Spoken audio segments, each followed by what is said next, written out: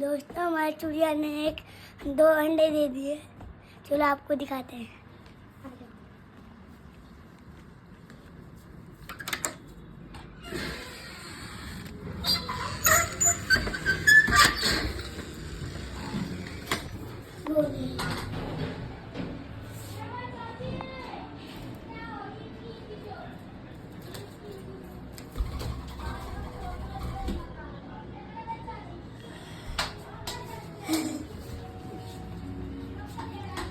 अच्छे लगे क्या अंडे?